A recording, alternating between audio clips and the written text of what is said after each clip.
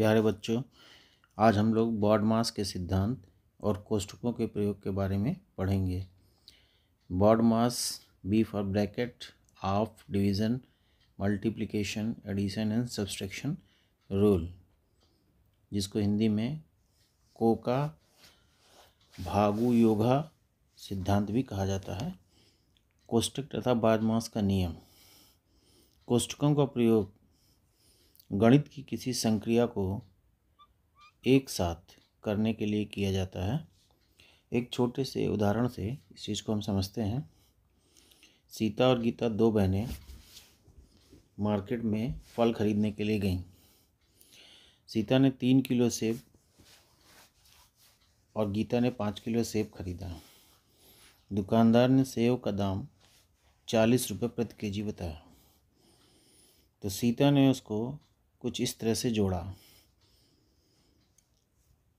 3 + 5 × 40।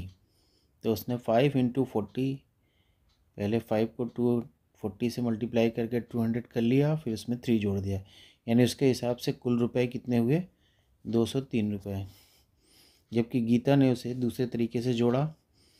उसने पहले कुल लिए गए सेबों को आपस में जोड़ लिया, 3 + 5, और 8 को 40 से मल्टीप्लाई किया, तो ये आ गया 320 रुपये। यानी उसने कुल सेबों का दाम 320 रुपये निकाला। दुकानदार ने 320 रुपये लिया और कहा कि ये सही है और 203 रुपये गलत है। ऐसा क्यों? तो सही गणित की प्रक्रिया को सही करने के लिए कोष्ठकों का प्रयोग किया जाता है। गीता ने 3 और 5 कुल सेबों को जोड़कर 8 केजी कर लिया और उसे 40 से मल्टीप्लाई करके 320 रुपये किया, जो कि एक सही कैलकुलेशन था। एक दूसरे उदाहरण से समझते हैं। 35 को 7 से भाग देंगे, 7 35 डिवीज़न 7 + 4। इसको दो विधि से दिखाया गया है, यहाँ पर दर्शाया गया है। एक तो 7 से हम पहले भाग दे लें तो हमारा आंसर आ जाता है 5, और इस 5 में 4 जोड़ते हैं तो कुल कितना होता है 9, जो कि एक गलत तरीका है। जबकि उत्तर क्या आना चाहिए, भाग की दोनों संख्याओं को कोष्ठक में रख के पहले इसको जोड़ लेते हैं। तो 7 और 4 को जब हम योग करते हैं तो कुल कितना होता है 11। इस 35 को या 35 को 11 से भाग देते हैं, हमारा आंसर आता है 3.5, जो कि एक सही उत्तर है। तो यहाँ पर देखिए, दोनों ही संक्रियाओं में दो अलग अलग तरीक़ों से इसको हल किया गया है, जबकि पहली विधि गलत और दूसरी विधि सही है। तो सही विधि के लिए हमने कोष्ठकों का प्रयोग किया है। अशुद्धियों से बचने के लिए कोष्ठकों का प्रयोग किया जाता है। कोष्ठक कुल कितने प्रकार के होते हैं, कौन कौन से कोष्ठकों का प्रयोग किया जाता है? तो सबसे पहले रेखा कोष्ठक, इसको एक रेखा से रिप्रेजेंट करते हैं। दूसरा छोटा कोष्ठक, जिसको पैरेंथेसिस या राउंड ब्रैकेट भी कहा जाता है। मझला कोष्ठक और सबसे बड़ा कोष्ठक, स्क्वायर ब्रैकेट। कोष्ठकों को हल करने का क्रम में पहले रेखा कोष्ठक, फिर छोटा कोष्ठक, उसके बाद मझला कोष्ठक और अंत में बड़े कोष्ठक को हल किया जाता है। यानी अगर किसी प्रश्न में गणित की किसी संक्रिया में चारों कोष्ठक दिए हुए हैं तो सबसे पहले रेखा कोष्ठक को हल करते हैं, फिर छोटे कोष्ठक को हल करते हैं, फिर मझले कोष्ठक को, और अंत में बड़े कोष्ठक को हल करते हैं। तो क्रम क्या है, रेखा कोष्ठक, छोटा कोष्ठक, मझला कोष्ठक और बड़ा कोष्ठक। इस सीक्वेंस में हम इन कोष्ठकों को हटाते हैं। बॉडमास का सिद्धांत, देखिए, यह गणितीय सरलीकरण की एक प्रक्रिया है। गणितीय सरलीकरण का एक नियम है। यदि किसी गणितीय प्रक्रिया में जोड़, घटाना, गुणा, भाग और कोष्ठक सभी का प्रयोग होता है तो हम उसे एक सरल तरीके से हल करते हैं। यह गणितीय सरलीकरण का एक नियम है जो हमें यह बताता है कि सरलीकरण की प्रक्रिया, यानी उसको सरल करने की प्रक्रिया का क्रम किस प्रकार रखा जाना चाहिए कि हमें अपेक्षित उत्तर प्राप्त हो सके। क्रम क्या होता है? सर्वप्रथम कोष्ठक को तोड़ते हैं, फिर का को हल करते हैं और क्रमशः भाग, गुणा, जोड़ तथा घटाना को हल करते हैं। जिसका जो सीक्वेंस है वो किस प्रकार से बनाते हैं?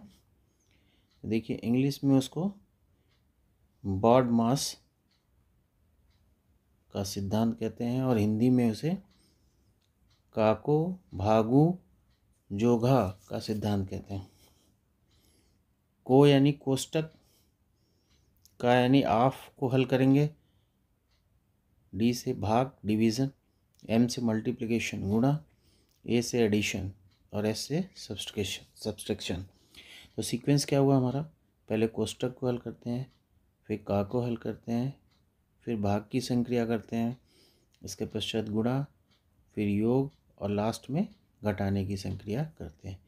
तो ये हमारा सीक्वेंस है जिसके द्वारा हम जटिल प्रक्रिया को सरलता से हल कर लेते हैं। एक उदाहरण से इसको समझते हैं। देखिए उदाहरण 18 माइनस बड़ा कोष्टक 4 प्लस मझला कोष्टक 16 माइनस छोटा कोष्टक 18 माइनस 5, फिर छोटा कोष्टक क्लोज, मझला और बड़ा कोष्टक। तो पहले छोटा कोष्टक हल करते हैं। छोटा कोष्टक हल करने पे वैल्यू क्या आती है? 18 माइनस 5, 18 माइनस 5 यानी 13, फिर 16 माइनस 13 ये मझले कोष्टक में आ जाता है। अब मझले कोष्टक को हल करते हैं। तो 16 में 13 माइनस करेंगे तो ये आ जाएगा आपका 3 और 4 प्लस 3 ये बड़े कोष्टक में आ जाता है। अब बड़े कोष्टक को हल करते हैं। बड़े कोष्टक को हल करने पर 4 प्लस 3 यानी 7, 18 में 7 माइनस कर देते हैं, आंसर क्या आता है हमारा? 11। तो देखिए सीक्वेंस क्या रखा हमने। हमारे पास यहाँ तीनों तरह के कोष्टकों का प्रयोग हुआ है इसमें। तो सबसे पहले हमने छोटा कोष्टक को हल किया, फिर मझले कोष्टक को हल किया और लास्ट में बड़े कोष्टक को हल किया। तो एक सीक्वेंस में इसको हल करते हैं।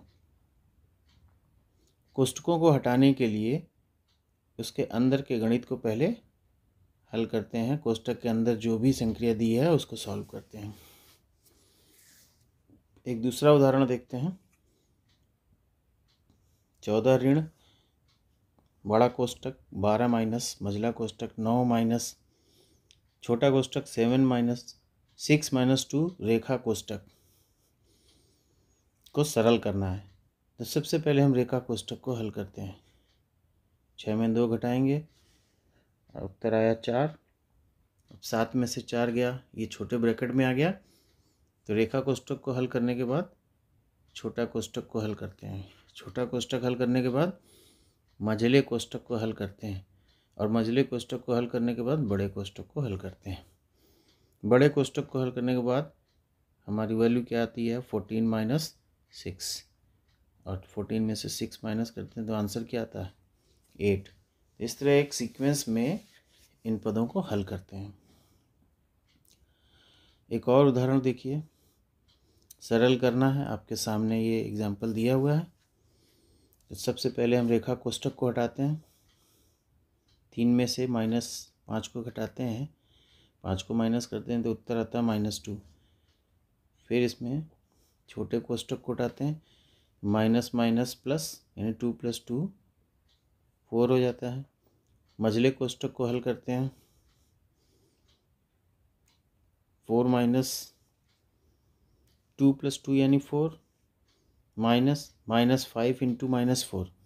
तो देखिए ये भी छोटा कोष्टक है तो पहले इसको हल कर लेंगे। -5 × -4 ये हो गया, माइनस माइनस प्लस, अब 5 × 4 20।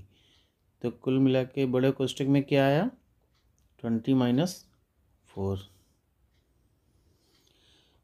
अब 20 - 4 के बाद बड़े कोष्टक को हल कर लेंगे, आंसर कितना आ जाएगा? 16। हमारे पास बचा क्या? कौन कौन से पद बचे? -12 प्लस -6 भागे 2 ऋण 16। तब सारे कोष्टक हमने हटा लिए। कोष्टकों को हटाने के बाद हम भाग को हल करते हैं।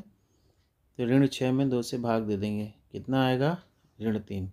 भाग देने के बाद गुणा, तो गुणे की कोई संक्रिया यहाँ है नहीं, उसके बाद क्या आता है, एडिशन। एडिशन यानी जोड़। तो ऋण 12 और ऋण 3 को जोड़ेंगे, इसका हल क्या आएगा, ऋण 15। ऋण 15 को ऋण 16 से घटाना है। तो घटाने के लिए हम क्या करते हैं, दूसरे पद का योगात्मक प्रतिलोम लेते हैं। तो हमारा दूसरा पद क्या है, -16। -16 का योगात्मक प्रतिलोम यानी ऋण 16 का योगात्मक प्रतिलोम क्या है, +16। और योगात्मक प्रतिलोम को जोड़ते हैं। तो योगात्मक प्रतिलोम को इसमें हम जोड़ेंगे। योगात्मक प्रतिलोम क्या है हमारा, +16 का -16। अब -16 को जोड़ेंगे तो ऋण 15 और ऋण 16 को जब हम आपस में जोड़ते हैं तो हमारा उत्तर क्या आता है, ऋण 31। तो हमारा आंसर क्या हुआ, ऋण 31। एक और एग्जाम्पल समझते हैं, चौथा एग्जाम्पल। 4 का बड़ा ब्रैकेट 25 - 18 भागे मझला ब्रैकेट 7 - 2 का 3 माइनस छोटा ब्रैकेट 13 - 4 - 3 छोटा ब्रैकेट बंद +5 मझला ब्रैकेट और बड़ा ब्रैकेट। तो सबसे पहले रेखा कोष्ठक को हल करेंगे। 4 - 3 ये हो गया 1, फिर 13 में से 1 माइनस करेंगे, ये हो गया 12। 12 + 5 12 + 5 मझले ब्रैकेट को अब हल करना शुरू करेंगे। तो 12 + 5 देखिए मझले ब्रैकेट में क्या है, 7 - 2 × 3 -12 + 5। तो मझले ब्रैकेट के अंदर जो गणितीय संक्रियाएं हैं पहले उनको हल करते हैं। तो इन गणितीय संक्रियाओं में सबसे पहले क्या हल करेंगे, गुणे को। तो 3 में 2 का गुणा कर देंगे, ये कितना आ गया, 6। अब ये हो गया 7 - 6 ऋण 12 + 5। इसको हल करना है आपको। तो -6 और -12 तो -6 और +5 -6 + 5 ये कैंसिल आउट हो गए। अब बचा क्या, -1 - 12 -13 हो गया। अब 13 में 7 को माइनस कर देंगे तो ये कितना आ जाएगा, ऋण 6 या -6। अब 4 का बड़ा ब्रैकेट 25 - 18 भागे ऋण 6। अब बड़े ब्रैकेट को हल करना है आपको। बड़े ब्रैकेट को हल कर के अंदर क्या क्या संक्रियाएं हैं, घटाने का है और भाग का। तो भाग और घटाने में पहले किसको करते हैं, भाग को। तो इसमें 18 में -6 से भाग दे देंगे, ये हो जाएगा आपका -3। और -3 को जब हम यहाँ पर प्लेस करेंगे तो माइनस माइनस प्लस हो जाएगा। वैल्यू क्या बचेगी बड़े ब्रैकेट के अंदर, 25 + 3। और 25 + 3 कितना हो गया, 28। अब 4 का 28 मतलब 4 × 28। 4 का 28 निकालना है तो ये हो गया 4 × 28। 28 को 4 से मल्टीप्लाई कर देंगे, हमारा आंसर कितना आया, 112। तो इस तरह से हमने बॉडमास रूल का यूज़ देखा, उपयोग करने का तरीका देखा। तो आपको इसी तरीके से इन प्रश्नों को हल करना होता है कि बॉडमास के सिद्धांत में, जैसे हिंदी में हम कोका भागु योगा, यानी सबसे पहले कोष्ठकों को हटाते हैं, फिर का को हटाते हैं, फिर भाग की संक्रिया करते हैं, फिर गुणा की संक्रिया करते हैं, फिर योग की संक्रिया करते हैं और अंत में घटाने की संक्रिया करते हैं। तो इसी सीक्वेंस में जब हम इन गणितीय संक्रियाओं को हल करते हैं तो हम आसानी से अपना उत्तर निकाल लेते हैं। धन्यवाद। यदि ये वीडियो आपको पसंद आया हो तो इसे लाइक, शेयर और सब्सक्राइब करना मत भूलिएगा। धन्यवाद।